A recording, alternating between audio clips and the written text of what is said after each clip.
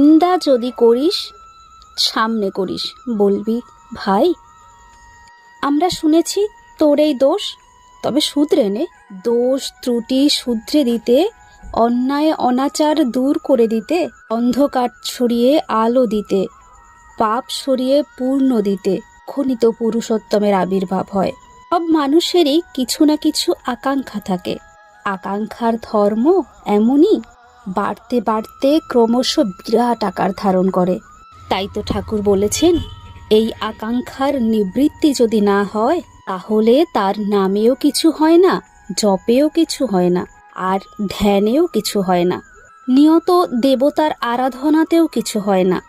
এই আকাঙ্ক্ষা হলো নদী, থাকলে সব ডুবে যায়। ওই আকাঙ্ক্ষা হলো অহং, ওতে সব পুড়ে যায়। জয় গুরু সকলকে। শ্রী শ্রী ঠাকুরের এমন সুন্দর সুন্দর ছোট্ট গল্প শুনতে হলে এক্ষুনি আমাদের এই ইষ্ট আলোচনা চ্যানেলটিকে সাবস্ক্রাইব করে আমাদের সাথে থাকুন।